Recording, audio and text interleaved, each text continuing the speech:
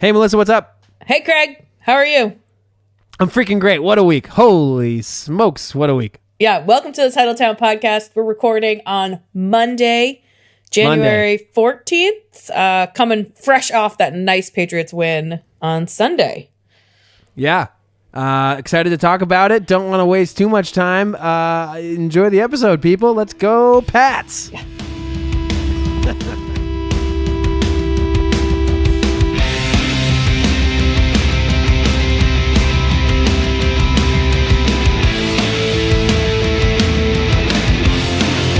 Hello there, everybody. Welcome to the Titletown Sports Podcast, episode 63, coming in real hot off of a big boy Patriots win. My name is Craig Stanton. I'm here with Melissa Burns. What's up, Burnsy? Not too much, Craig. What's going on? You holding it down in the satellite offices in Quincy? Yeah. I'm keeping it classy over here in Quincy. Very nice, very nice. I'm here at headquarters in Brighton. Brighton. Yeah. And I'm super excited. I'm freaking pumped up about this game this past week. How about you? Yeah, we got a ton to talk about. That was fucking awesome. That was that was easily the most enjoyable Patriots game I've watched all fucking year. No question about that. Oh yeah, by miles. That was they're back, baby. You couldn't. Jesus. Yeah, you couldn't have asked for a better, more complete game. Just complete domination by the Patriots. Yeah, I honestly, I was thinking just a little while ago, but so I haven't really dug in. I didn't look at any of the regular season of last year, but I can't think of a time that they played better since the second half of Super Bowl 51 against the Falcons. Yeah, if you just take comeback, who the team that we saw in the second half in overtime against the Falcons and the team we saw on Sunday, that looks like the same team. The only problem is it was separated by 2 fucking years. But anyways, that was I just can't. It was almost flawless, literally. I mean, we'll get into it obviously as we get into the episode more. But holy shit, what a fucking performance that was. Yeah. I mean, we might as well just jump into the around town. For those of you that don't know, the Patriots handily crushed the LA Chargers in the divisional round in Foxborough on Sunday. The final score ended up being 41-28. And I don't know about you, Craig, but that sounded way closer than it actually was. Yes. By about 20 points. Yeah. If you had told me that game ended 41-3, I would have been like, yeah, okay. Yeah, that feels right. Yeah. Checks out. Just to break it down a little bit, they were up 38-7 at halftime, and they had more first downs, the Patriots, than the Chargers had offensive snaps in the half, which is insanity. Fucking ridiculous. And it definitely made the second half just a exercise in futility. Yeah, more than anything else. Elsewhere in the AFC, the Chiefs just blew the doors off the Colts, and they will now host the Patriots in the AFC Championship game. Patriots 8th in a row for anyone keeping score at home. On Sunday evening, we get a nice 6:40 kickoff, 6:20, 6:40. 6:40, I believe. It's probably be a good 7 o'clock by the time that gets going. Yeah, probably. We're going to just rip through the rest of the teams in town and get you caught up there. Then we'll get into the rest of the Patriots Chargers stuff. So quickly on the Bruins, they had actually a really solid week. They continued their win streak. With a shutout of the Minnesota Wild at home. They then dropped another home game to the defending Stanley Cup champion, Washington Capitals. No surprise there. The Bruins, get this. This is actually an incredible fucking number. The Bruins haven't beat the Capitals in any of their last 14 meetings. I think that stat goes back to 2012 or something. That's incredible. The Capitals have owned the Bruins, just absolutely made them their bitch. 14-0. That's unreal. That's domination. And that's unreal. In that amount of time, you're talking different teams, different lineups. It's laundry to laundry. They can't beat them for some reason. Yeah, that's Phillip Rivers-esque is what that is right there. Brutal. So yeah, they'll have to figure that one out if they plan on going anywhere in the playoffs. Anyways, but the end of the week with a really good Saturday night win that probably no one on earth was watching because it was going up against that LA Dallas playoff game in football. Yeah. But it was a highly entertaining game, particularly the third period. and the Bruins won, which was great.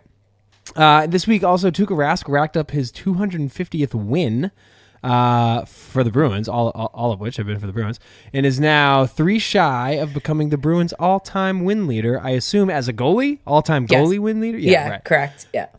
And they have a big week this week coming up. They've got a home game against the Canadiens, which is happening like right now. It's about 8:30 on Monday night.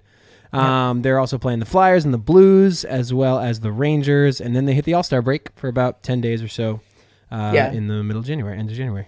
It's amazing how many games they have this week, though. That's a tough stretch for them. Yeah, they're basically every other, then they hit the break, which is good. Yeah, which is good. They'll need that break. That'll be good for them. Turning it to teams that are glad the Patriots are doing well would be the Boston Celtics. Seriously. Rough go for them this week. Not great. They started the week by blowing out the Pacers at home, then lost to the Miami Heat and the Orlando Magic on the road. This week, we saw a video of Jaylen Brown and Marcus Morris having to be separated during a timeout in Miami. Rumor has it that Morris was upset with Brown's hustle in the second quarter. I would say he's not the only one that was upset, but probably not the best way to handle it. Then on Saturday, Kyrie faced criticism for calling out his teammates in a post-game interview. And now he's missing the game Monday night, again, as we speak, against the Nets. If you haven't heard the comments, he basically said they need to play harder and more consistently, and that they overachieved last year, but now it's the real thing. Things seem like they're getting a little contentious for the C's, and they're probably enjoying, some cover by most of the media coverage focused on the Patriots. That sentence was a little weird, but you get what I mean. Blame our copywriters. I know. My reading skills. It's like my reading comprehension. I don't know what happened there. After this game on Monday, they'll take on Toronto and Memphis at home and then hit the road to play Atlanta, and they could really use a break. Yeah, seriously. The other thing with that Kyrie thing is he made some vague comments in the postgame about like effort and things like that. But on the floor in that Orlando game, like it was they were down by 2 points with like 2 seconds or something like that. So they had like one more shot. I can't remember whether it was Tatum or Hayward who actually took the shot, but he like Hayward, I think, chewed him out on. Well, I think it might have been. I remember him like chewing out Hayward, but I don't know. Whatever. Maybe it probably was him. But he like chews him out like on the floor. Like they like had a discussion, and it was like a heated discussion on the floor as time expired in the game, and then he like said what he said in the post game. So things are getting a little gnarly in Celtic land.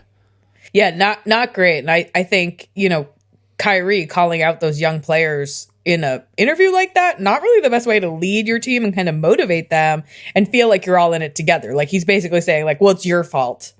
And like, great. Well, when I was out last year, you did great, but like, whatever, that doesn't count. And it's like, if I were that young kid, I'd be like, fuck you, dude. Like, yeah, I'd be like, dude, what have you done? We were better last year without you at this point. Somehow that's possible that you like take this team and add 2 like all-stars and they get worse. But that's a topic for a different day. We'll get there. They better get their shit together in the next couple weeks. For their own sake, hopefully they clean up their act before this Patriots playoff run is over. Yeah. Because then we'll all just be like, oh yeah, remember that? That was a weird thing. I don't know. I don't really wasn't paying attention to it, but yeah. Ooh, I just turned on the Bruins game. They're rocking the Winter Classic jerseys tonight. Oh yeah, I read that. At home, actually, rather against the Canadiens. That's sick. All right, and then last team in town, Red Sox. There actually is some Red Sox news to announce this week. The team made agreements with all 10 of their arbitration-eligible players. Most notable is Mookie Betts, who signed a 1-year, $20 million deal, and this sets a record for a player in his second season of arbitration eligibility. Good for him. Sure. Rich man. Whatever. It is actually really good, too, because I don't really know too much about this, but what I know is that in every previous instance of the Red Sox and Mookie Betts trying to make some sort of deal outside of the frameworks of the contract that he signed whenever they fucking drafted him or whatever. Yeah. They haven't been able to do it. Like they haven't done anything. Yeah. They've never like come to an agreement in arbitration or any, like they just like, it hasn't been going good, which has always made me be nervous about whether they're actually going to be able to sign him long term or not. So this is a good step. I had heard a story this week about like him potentially being the first $400 or $500 million player. Holy shit. Which is like, I don't even know how to comprehend that. Yeah, that's stupid. That's stupid. Yeah. Some other, every day I expect to see some big expose on MLB about how they're like in like trillions of dollars of debt to the Chinese or something like that, because I just don't understand where they're getting all this money from. Me either. It boggles my mind. Like, you watch baseball games, the stadiums are empty. I don't understand it, and yet they are just throwing cash around. Yeah. Anyways, all right, so that's what's been going on around town. Yeah, and, in case you missed it on Sunday, the Patriots played a football game. We're going to be talking pretty much exclusively about that and about what's coming up next week. So let's just jump right into it. Melissa, impressions from Sunday? What was your initial take coming out of that game against the Chargers? I was pretty fired up. I think, like, last week, we weren't super confident in their ability to, like, pull it together and like play the game. I think they made some interesting choices in the game. I thought Tom looked like fucking Tom Brady. It just like, he clearly has a chip on his shoulder and he is out to prove the world wrong. And like, critics be damned, because he is seriously Tom fucking Brady again. Yeah. I mean, I think you and I, if I remember correctly, you and I both picked the Patriots in this game, right? We did. Yeah. But I'll tell hesitantly. You what, yeah, I think that's true of basically anybody who is trying to pick this game. I certainly didn't hear anybody predicting a blowout or anything even close. No. But I mean, I'll tell you, I was nervous as hell going into this game. I mean, I was really taking the Chargers seriously. I was believing in the road record. I mean, we knew one or the other streak was going to end. The Pats were undefeated at home this year, as they often are, and the Chargers were undefeated on the road. But I don't know. I was nervous, and I was dialed into that opening drive. I thought it was a really interesting choice that they won the coin toss and took the ball first, which is really uncharacteristic for the Patriots. Me that too. Opening drive was shocked.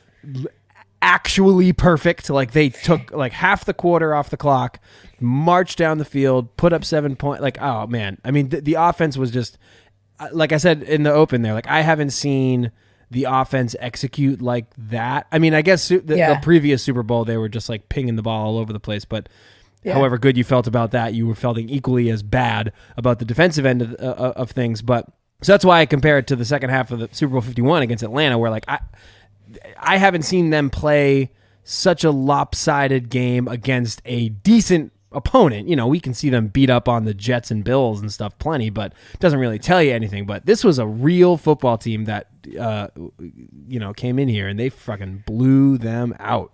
Yeah, and I think I was also interested in that decision after the coin toss. So I was like, oh, we won the coin toss, so we'll defer. No, when Bill decided to take it, I was like, oh shit. To me, that said two things. Like, one, he's taking LA seriously, right? Like, he doesn't want to give them the ball. He doesn't want to give their offense a chance. I was like, and then second, he's going to set the tone, and like, we're about to see some scoring happening. Like, he was not messing around when it came to that. I mean, so you could interpret that. There was, I can't remember this, but there was a significant playoff game in the last couple of years that they deferred, and it was like, it might have even been the Atlanta Super Bowl. I don't know. Or I'm sorry, that they didn't defer, that they won the coin toss and took the ball to start the game. And I interpret it then and now. I interpret it today, on Sunday as like sort of like what you just said, like a fear thing. Like, they don't want to be down in this game. They don't want to have to come back. They want the ball first. Right. I also took it as, if Tom Brady is a little bit hurt, which he sort of seemed like he was over the sort of the third quarter of the season. He looked okay for the last couple of weeks, and obviously just got a week of rest. But I also interpreted it as like, they say those like cortisone shots that players take basically only last a half. So they sort of have to choose between the opening half or the second half of the football game. When do they want the shot? Because it's only going to last like 90 minutes. So when I saw that they were taking the ball, I was like, oh shit. It's going to be a first half game. They're going to try to put up a shitload of fucking points because Brady's going to it's going to come crashing down in the second half. Sort of like what we saw in that Miami game that they ended up losing. Yeah, but and I think it's hard to know because there's like a chicken and egg part of that, right? Like, they didn't score a ton of points in the second half. I think they only got one field goal, and it's like, is it because at that point, Brady, or it was because like you're just trying to run the clock out at that point, and you don't want to risk injury and people getting hurt. Like, there's no point in that. By the time the second half came around, I mean, obviously the game at that point was well in hand. So I mean, it's not like I my opinion of the second Yeah. half has nothing to do with Brady being hurt. I actually think he's fine. I mean, if he's fine enough to throw down fucking 35 points and on 5 straight touchdown drives in the first half of a football game against a playoff team, like, you're fine. Yeah. He looked, like I said, he looked like Tom Brady of old. And, there were a lot of rumors flying around that he had maybe a sprained MCL. Mm-hmm. And you wonder if maybe that was kind of bothering him and it's healed finally. And then with an extra week of rest, he's back to 100%. Yeah. Yeah. I mean, that's why the bye week we'll never know. Huge. Yeah. That's why the bye week is friggin' critical. And I mean, he also was, nobody touched the hem of his friggin' jersey for the entire first half. Like, I can't picture in my mind right now a single time that Brady hit the turf on Sunday. Like, just like off the top of my head, like, no. Can you think of a moment where he was like, even a contested throw where he like manages to get the throw off but gets croaked? Like, I can't think of a single fucking time. No, I'll say, I know it's one of the questions coming up, but like, I'll say, like, we want to talk about who I was the most impressed with. Yeah. Was the offensive line. Like, they kept Brady like upright, no pressure. He was able to like make his reads and make his throws, and they kept the running game going. Like, so we had 4 rushing touchdowns. Okay, Patriots are not known as a rushing team, right? But it's because like there were holes for James White, Burkhead, and Sony Michel to get through because the line was just doing a great job blocking. Yeah, I mean there was I'm looking at it right now, the little game report. There was 34 carries in this game and 34 receptions. Yeah. There's 44 targets, but that's about as even as you'll ever see the Patriots be, and right. I mean, they should never be fully half and half. And I mean, I'd like to see. I don't have it in front of me, but like I'd like to see what the first half numbers were, because that's really when they were like playing in earnest. Obviously, the game plan changes drastically when you're up by 31 points. Right. So you can kind of take all that second half stuff and just throw it out the window. But yeah, I mean, I agree. The offensive line was great. The defensive line was great. There was another stat I saw that Phillip Rivers was pressured, not necessarily hit or sacked or anything, but just, someone in his face. He had to, get off his spot and leave the pocket or whatever. Pressured on 70% of the snaps in the first half. 70%. Like that's wild. Brutal. That's brutal. Just domination. Having Brady be as clean as he was and Phillip Rivers getting pressured on 70% of the snaps, that's insane. You want to talk about having a bad day? Phillip Rivers had a bad day on Sunday. He was getting knocked around. No one was getting open. They couldn't get anything going with the run game. And he was just pissed. He felt not like he to wasn't... mention just getting let down by your defense. Like, he's sitting there on the bench watching the game just leave the realm of the possible comebacks like every time. And the Patriots touch the ball. He's just like, what the fuck, dude? My literal favorite part of the game, favorite moment on the TV broadcast was King fumbles the punt. Yeah. It's recovered by the Patriots.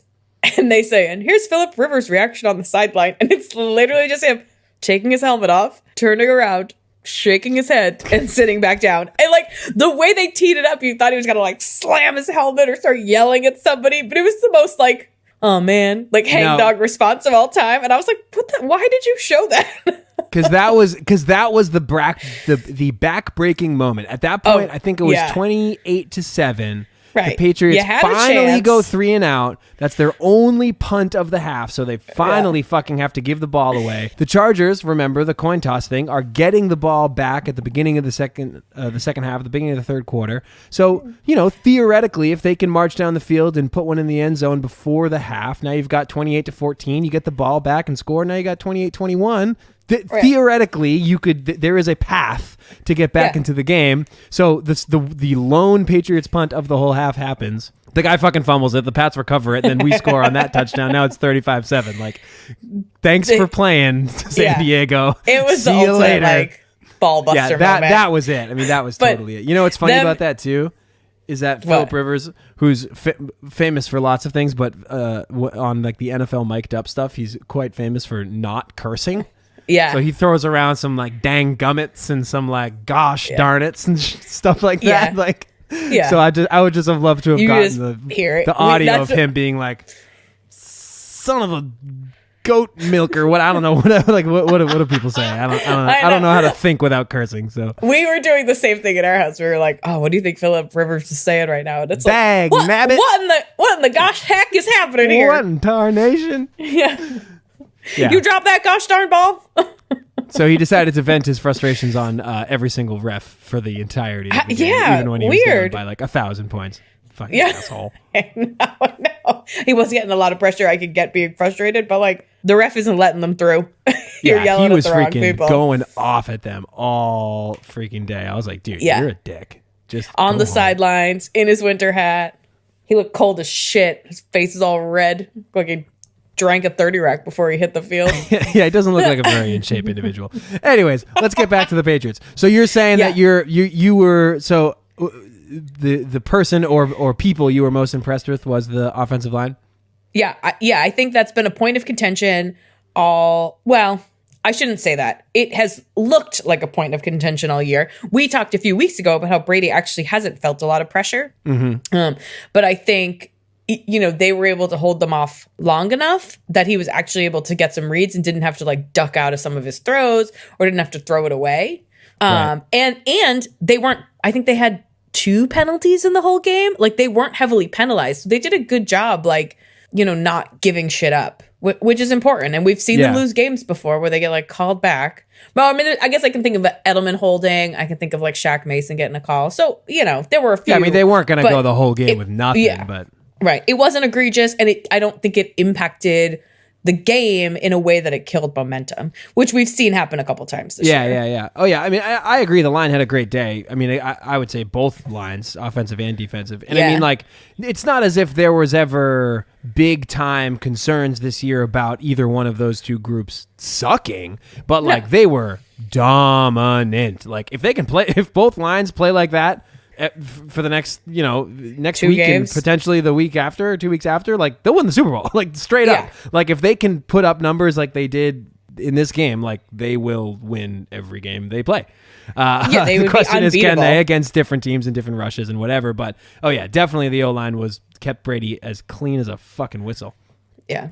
My guy was Edelman. I thought this was like, I mean, what a stat that I heard after the game was over. This was Edelman's first postseason game. Remember, he got hurt last year. His first postseason game since the Atlanta Super Bowl.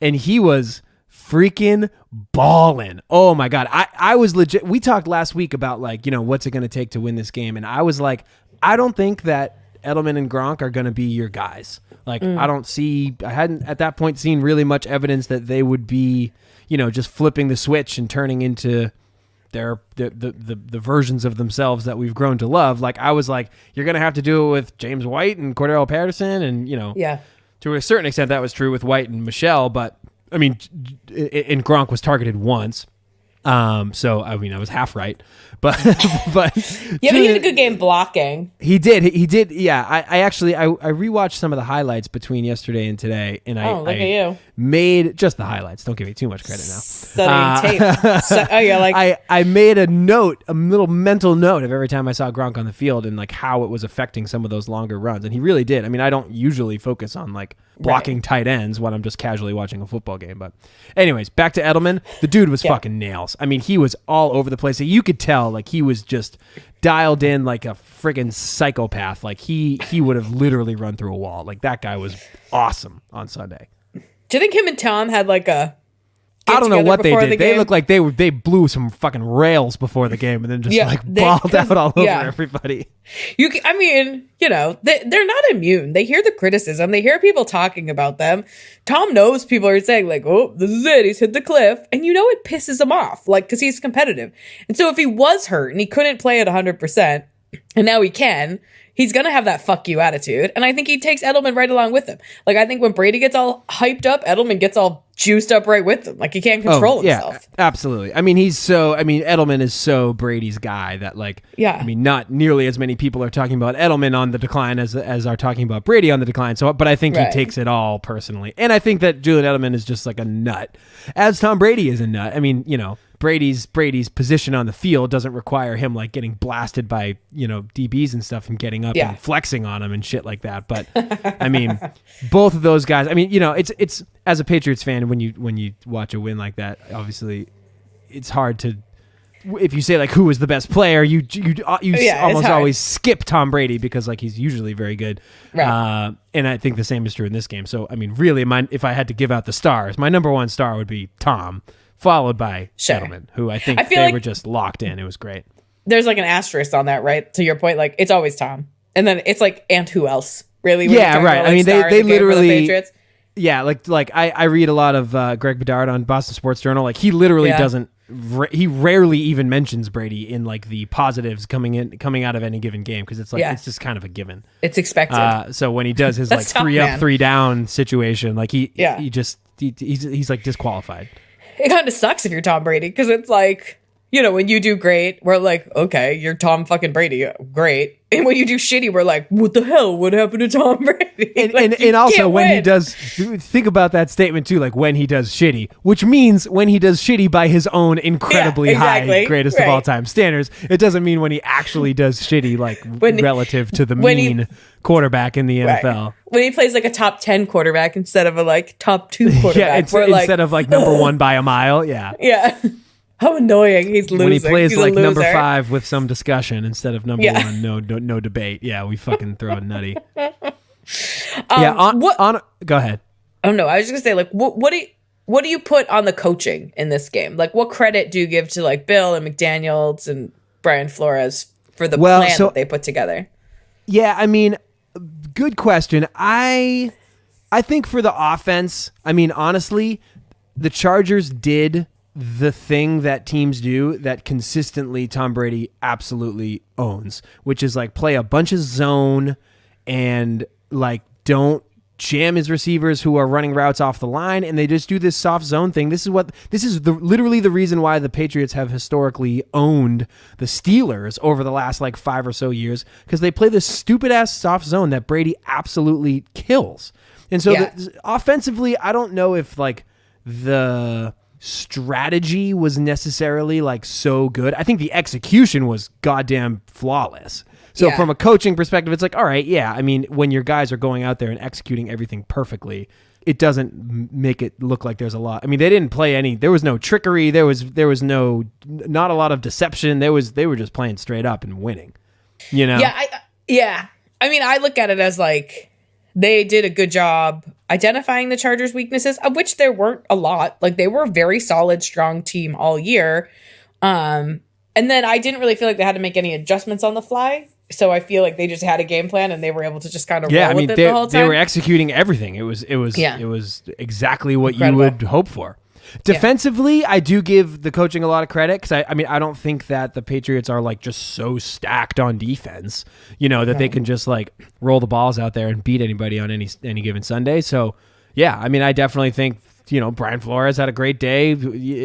Everybody had a great day. I love how like this version of the Patriots defense, when they're up by some amount of points, will, instead of like laying back and playing that like prevent, like, you know, we'll give away the middle of the field, but like don't beat us over the top, like that whole thing. Like this year in the Brian Flores era, they fucking bring, like, when they're up, they use that as an opportunity to like bring extra rushers and bring extra pressure, which is sick.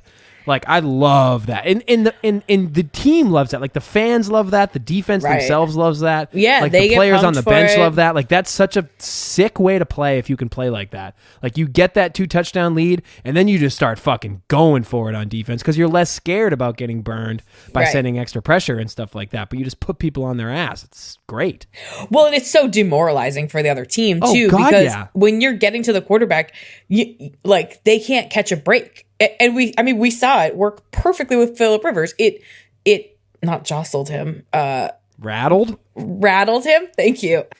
It rattled Rivers, and like he struggled, and then was getting frustrated, and then was, you know, not making smart plays, and like couldn't. It was like this endless cycle that he almost couldn't get himself out of. Right. Once it was happening. And you know, and you're right. It is this like vicious cycle of the Chargers start drawing up, you know, plays for bigger chunks because they're desperate for the yardage and the points, which means he needs more time in the pocket. Meanwhile, the Pats are dialing up blitzes and shit like that, which means he actually gets less.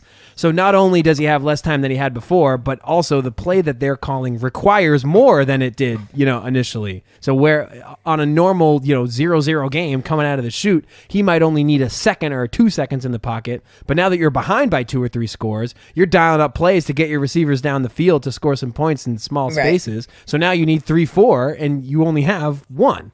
It's fucking great. I mean, that's why every team wants to play with the lead. You can take risks like that and mitigate the downside. There was even a couple sacks. There was at least 2 sacks that didn't count as sacks because they were called back for penalties. But it's like, who cares? Phil Rivers still got planted. Like he doesn't fucking care. I mean, I'm sure he'd rather have the penalty and have to redo the down than to take the sack. But like, he still got blasted. That doesn't not happen. Right. You still put him on the ground. You still disrupted his rhythm. Like, yeah, you were in his face. And like, he remembers that. Even when he's replaying second down, it doesn't matter because he remembers that he was on his ass the last time he did that. And like, that sticks with you. You see that guy coming again and you're like, fuck, Trey Flowers, get out of my face. Seriously. Yeah. I mean, the other thing too, flipping back to the other side of the ball that just reminded me of is that the offense's ability to just stay on the field and just keep the Chargers out there all afternoon. Like, I don't know what the time of possession statistics were, but like the Chargers defense, I mean, and again, this is another parallel to that Atlanta Super Bowl where like that whole second half, like the defense was just gassed. Like they were just toast because they were literally just couldn't get off the field and played, what felt like 30 minutes of football just in one half alone. Yeah, I mean, that first drive alone, the Patriots had the ball for over 7 minutes. And like, that doesn't feel like a long time. But when you're a defensive player on the field, like, it's a long ass time to be on the field with no stopping. Yeah, I mean, it's like, hey, Charger cornerback. You see number 11 there? Yeah, the guy who's fucking, he's got crazy eyes and is like jacked up to be in his first postseason game since fucking 2017. Go chase him around this field. It's 20 degrees out. Chase him around for 2 hours. Like that's your job. Chase number 11 around all fucking day. Good luck. Right. Yeah. Have a good time. Yeah, you're fucked.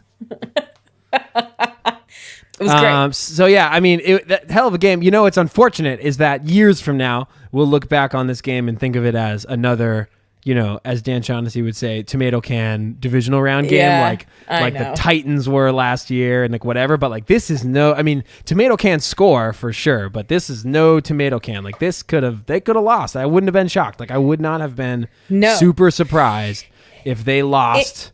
And we're talking about next year at this point. I would have been surprised if they got blown out, but I'm just saying if they lost in some sort of normal way. If it had ended up, 24-21 and they something lost, like that. Yeah. I mean, that would have been consistent with... Okay. Yeah, that would have been consistent with a whole bunch of Patriots games that we've seen this year. None of them had been at home, but I mean, yeah, I've seen that team play this year. I've seen the 2018 Patriots play themselves into a low-scoring, shitty loss where they look like crap. Yeah. But this wasn't one of them. A whole bunch of times. No, certainly not. This was a whole different kind of game. Whole different kettle of fish. Man, did that feel good. Oh, God. Yeah. It would have been, God, how depressing if they had lost that game. Yeah, and I always sort of think of it like if your team makes it to their league's Final Four, like you got to be okay with that, even with the highest expectations. Sure. Making the AFC Championship game, this is their 8th straight AFC Championship game, which is just fucking insane. Like, good for them. Awesome for us as fans. We're like the most spoiled sons of bitches on the planet. Yeah. But hey, let's fucking do it. On to Kansas City. Yeah. Here we go. So let me ask you this, Melissa. Does Sunday's win make you feel any differently? Well, actually, let me put it this way. How are you feeling about a possible Pats-Chiefs matchup? So obviously the Chiefs game was Saturday and they beat the pants off the Colts. So going into the Pats game on Sunday that if we win, we're going to Arrowhead. So how are you feeling about that before the Chargers game started? I was feeling like the Chargers had a lot of road games and I felt bad they were going to have to go to Kansas City too.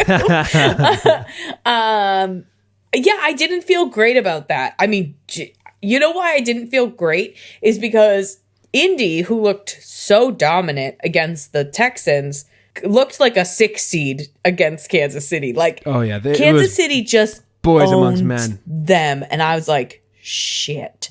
That's so now they've gotten the like postseason jitters out of the way because that was their first game. So you're someone like Patrick Mahomes, and like you're like, oh, I'm in the playoffs, right? But now it's like, all right, he's kind of shaking that off. He's won a game now in the playoffs, and so I think it gives him a little more confidence going into it too. And so I was like, oh no, they look legit, and they look just as good as they did all season. Like they just keep on rolling, and they had stumbled a little bit towards the end of the season. Yeah, so I was like, they didn't finish the season super strong. Yeah, Kansas City did. Like, all right, they're fallible. They have some like opportunities there. Let's see how they do when like real pressure's on. We know Andy Reid typically isn't the greatest coach in those high pressure situations. Yeah. Not exactly cool under pressure, that guy. Yeah, not your model of composure. And yet I was like, uh-oh, they look legit. But then we came out and dominated too. So it's like, okay, well, I guess cream rises to the top. It's true. Yeah, I mean, I'll definitely say I am still very much concerned about the Patriots' ability to go into Arrowhead and win. I will say, though, I am it's hard to not be encouraged by this game, but I am very encouraged to see that the Pats still have the ability to score in the high 30s and play a game that looks like that. Like thinking back to the Super Bowl, what was the final score? 44-38 or something like that. Like the Pats have only gotten to like above 30. I'm looking at their schedule right now. I mean, the Pats only scored more than 30 points once, twice, 3 times, 4 times, 5 times. But more than I would have guessed. Well, but 2 of those games were against the Jets. One was against the Dolphins. Okay. One was against the Chiefs, and the other was against the Bears. None of those. So the Bears Chiefs throw out those AFC East games. Get that shit right out of there, because those aren't real teams. Like those aren't playoff teams like we're talking about now. So really what you're talking JV about teams. is twice. I mean, they did it at home against the Chiefs. They scored 43 in that game. Yeah. And they did it. They also did it at home against the Colts, got 38. But like, it hasn't been, I mean, this season certainly, like we were just talking about, has not been, high flying offense. But I was very encouraged to see, okay, it's still the Patriots. They can still score in the 30s and play a game like that. Like they lost Josh Gordon and all this stuff. You weren't really sure how it was going to play out. But that's the biggest sort of comforting notion to me, is like, all right, they still got their fucking swag offensively. Yeah, it's still in there. And they did it without letting the other team also score 30 points. Yeah, seriously. Not that like the amount of defense you play should be like the opposite of how much offense you play or whatever, but that tends to be the way it's gone. I mean, that's why, we said at the top of the thing, it's like this felt like a perfect game. Like, yeah, I mean, in the times where the Pats have had those high scoring, big offensive bursts, it's also come at the expense for some reason of not being able to stop people on the other side of the ball. Yeah, and it's a weird thing, but ever since that Philadelphia Super Bowl, that's how it's felt. Is like, we score a lot of points, and the defense lets up a lot of points. We don't score a lot of points, the weeks that the defense manages to hold them back. And it's like, because I don't remember a game this year where the Patriots got like completely blown out. They lost in like the most frustrating ways. They lost stupid games on like late plays, and so it's like, God, like, can you guys just get in sync a little bit? Yeah, and this was the game where they felt in sync.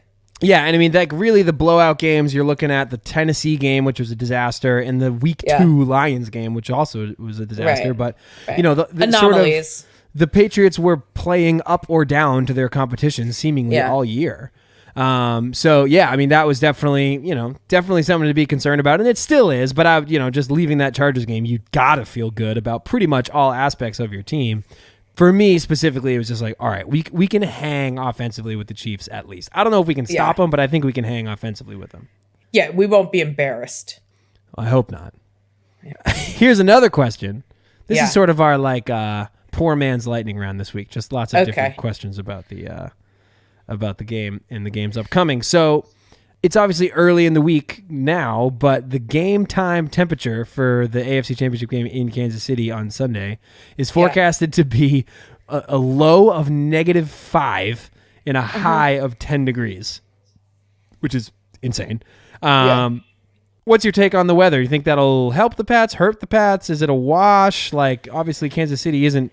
It's not a warm weather town. Like they have actual winters. They've gotten more snow than we have so far. Yeah, seriously. So what do you think about the cold? I have an interesting take on the cold. I feel like I do too, so I'm interested to hear. Oh, interesting. Okay. Both teams play in the cold, so I don't think it's a distinct advantage for either team. Like, they both have the ability to practice and play in the cold. On the field, you mean? Yeah. I think it becomes an advantage for the Patriots is that Arrowhead is known for being loud because of their fans. And I'm sorry, when it's 10 fucking degrees out, I'm not loud. I can't be loud. I ain't clapping, that's for sure. Yeah, right. You got mittens on, right? Like, that mitigates some of the noise. People are like going inside more to like warm up a little bit. Sound doesn't travel as well in cold air. So I actually think like there could be a little bit of help there in that it pulls some of the Arrowhead factor out. Yeah, so I had a very, very similar idea. I mean, I think in terms of on the field, I would actually give, like, if we're just thinking about the cold, like, slight advantage Patriots. Like, they're an older team. They're a more experienced team. Sure. Like, they've played more playoff games generally, which means they've played more playoffs in the cold because they fucking play in New England. But, yeah, I mean, I think if the Pats can go up early, not to the same extent that they did in the Chargers game, but, I mean, I'll take it, obviously. I mean, I was going to say, I won't say no to it. But, I mean, picture this. You're a fucking Chiefs fan.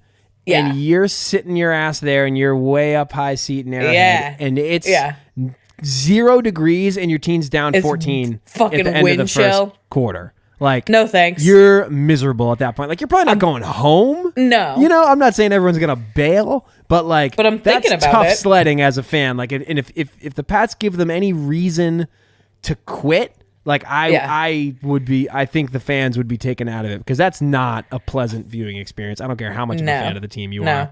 No, I've been at Patriots games where it's freezing fucking cold out and they're even winning. And I'm like, all right, great. I'm too cold. I can't do this anymore. Get me fucking out of here. Yeah. So I do think it has to affect the crowd. I mean, in the opening series when the Patriots first get the ball on offense, like I'm sure the crowd's going to go nuts.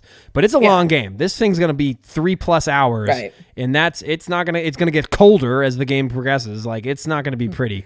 So because it's a night game too, right? Yeah. So it's going to get colder. Kick. So I definitely agree with you. There's a chance that that the Pats can mitigate the crowd noise because Arrowhead is a loud ass stadium.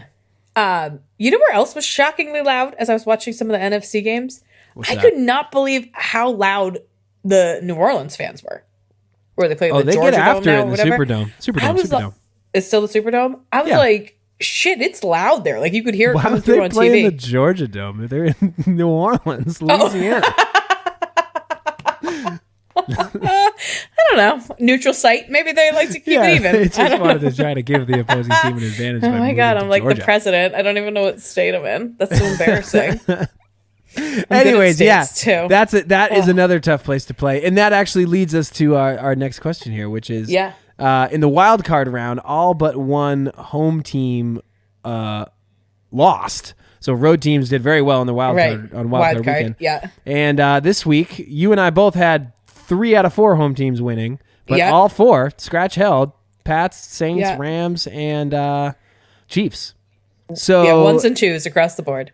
Do you think this trend will hold true until the Super Bowl, which is obviously played on the neutral site, or do you think we'll have some upsets this week? I think we're gonna have some upsets this week. So you think the Rams could go into New Orleans and beat them in the Georgia Dome? Yeah. You want my picks right now? Yeah, they're gonna definitely win in the Georgia Dome for sure. I'd love your picks. Hit me with your picks. I think both road teams win. I'm picking New England and I'm picking the Rams. Pats, Rams? Wow. Yeah, we're going to have a beat LA Super Bowl. Wow. That would be incredible. Yeah. Who would you rather? So let's do a little. Actually, okay, I'll pick mine first. I think I'm going to pick Pats Saints. Oh, okay. The Saints are fucking, I will never pick against the Saints at home. Like they're just they are almost as good as the Pats are on their home turf. Like, Saints in the Superdome is fucking electric. I just thought watching that game yesterday, I texted you at the Eagles when the Eagles were up by 2 touchdowns in the first quarter. And I was like, oh shit. And so to me, it was like, oh, okay, there's like there's an opportunity here. Like, they're beatable. You know, the Saints aren't perfect. What was clear in that Eagles Saints game is that the Saints were not ready to go. They were not ready to go for that game, which was very strange to see for a team that is you would generally consider to be a good veteran-led team with decent coaches who've won Super Bowls before. Yeah, very consistent. And they were not ready to go at all. And they managed to come back and win, which is great. But I mean, they were just not even close. But they had to come back. And they shouldn't have had to come back. They should have dominated that game. For sure. Even But after the Eagles put up those 14 points, that was the only scoring they did all night. Yeah. They put 2 touchdowns on the board in the first half of the first quarter, and they got shut out the rest of the day. But to me, yes, I understand all that, but I'm just looking at it as there's an opening here. And if the right team could continue to, exploit that. And Philadelphia wasn't the right team, obviously. Their mojo ran out finally. Yeah, it did finally. Jesus. Thank God. Jesus, took long enough. But a team like the Rams that has a lot more offense and, they have a much more diverse, I think, play scheme than Nick Foles and the Eagles do. They have a chance to really go in there and upset some things with New Orleans. Yeah. I mean, it'll definitely be a good game. I'll take the Saints, and I'm taking the Pats too. So right. We'll see how that goes. I'm gonna just keep this double down going of picking the Patriots, even though my gut tells me they're. I know, but it worked out this week. Oh God, I'm so nervous every week. But it's a push 'em game, down at the casino. New England, Kansas City, do you plus explain 3. how that works for the people, the non-gamblers who listen to our show? The plus 3 thing, how the home teams, the Kansas City is favored by 3 points, but they refer to that as a push, right? So being up 3, you basically sports books give you 3 points just for being the home team. Gotcha. So meaning that you either win or you come within 3 points. Right. Of the other team, just simply because you're the home team. But you basically got gifted 3 points just for hosting the game. Yeah. So when you look at the line and it says Kansas City by 3, that really is sort of even. Code for, flip a coin. Yeah. Those 3 points are just the sort of superficial 3 points for automatically being at home. And this is the first time that Brady and the Brady Belichick Patriots will not be favored in a postseason game in a wicked long time. I forget when the last one was. Oh, interesting. I think it was actually the Denver AFC Championship game 3 years ago where they went to Denver. And I think it was also a push, Denver by 3 or whatever. Yeah. Speaking of how Tom Brady takes things, I have a question for you. Sure. Post game, TB12 said when he was asked about his upcoming AFC Championship game, he said, quote, "I know everyone thinks we suck and, can't win any games, but we'll see. It should be fun."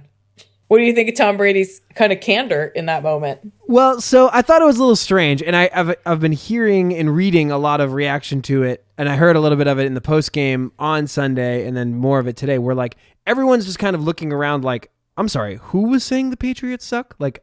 They were favored in the game. I heard Scott Van Pelt on ESPN last night or this morning or whatever, and he was just I don't know. You tell me, was anybody saying that the Patriots suck or they can't win games? My take on this is that Brady is too unselfish to say what he really should be saying here.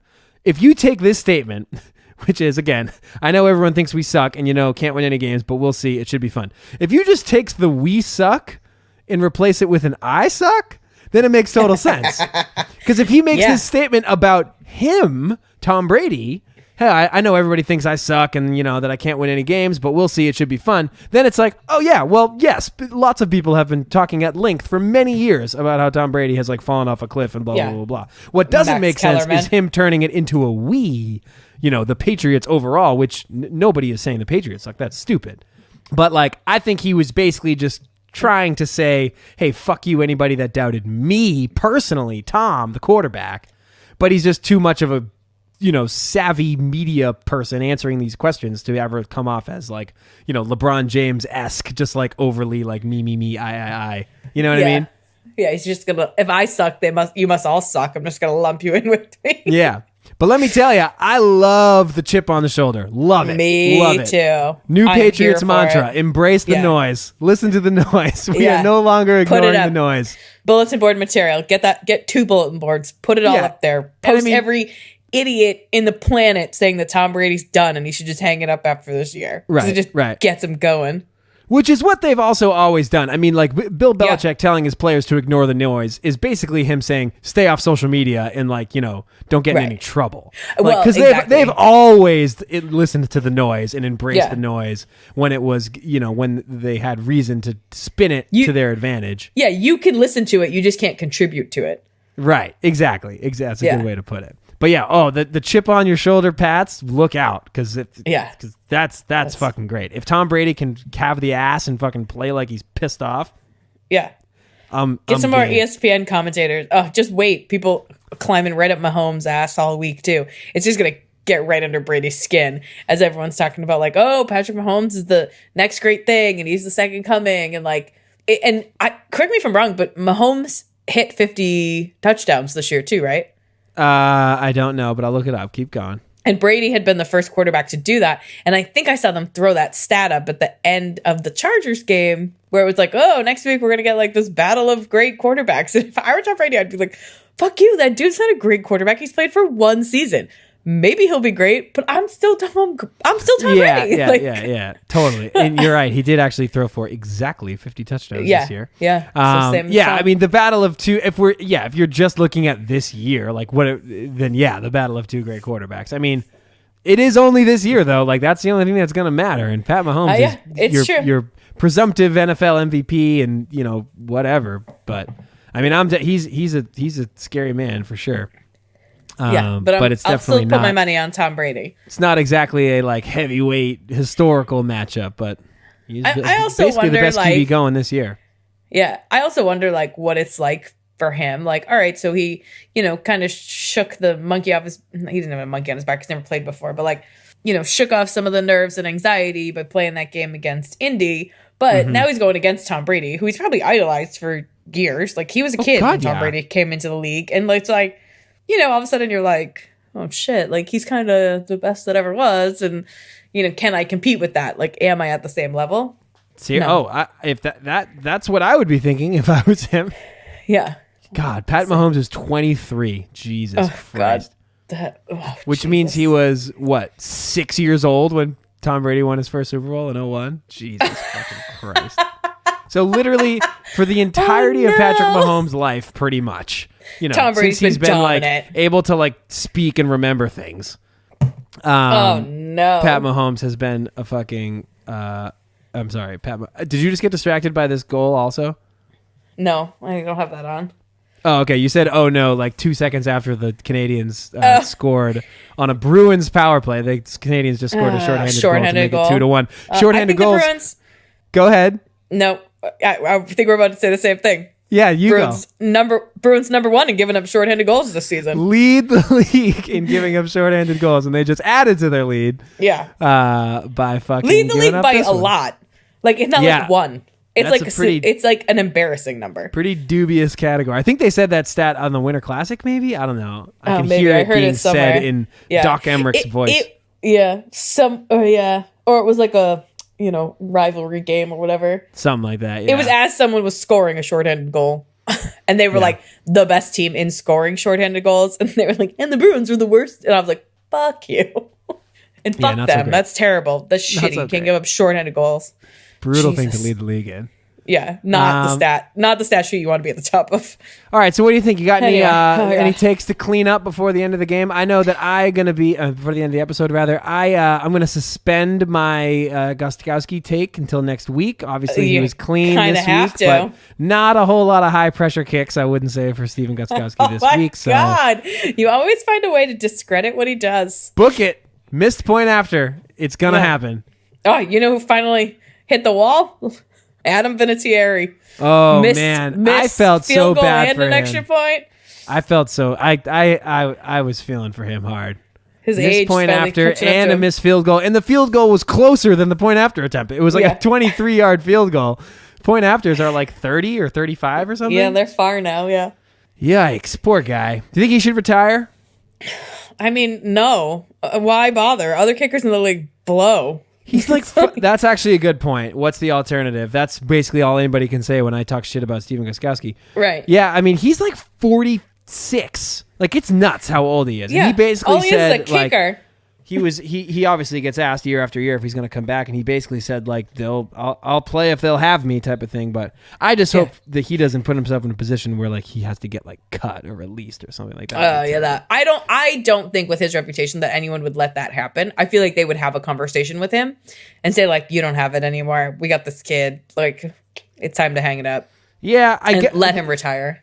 I would expect any like classy, normal organization that isn't run by like a fucking crazy drug addict, Jim Irsay, to comport itself in that way and have some respect for Adam Vinatieri, who's one of the greatest fucking NFL players of all time. But that the Colts organization is a bit of a fucking clown show. Yeah. So who knows?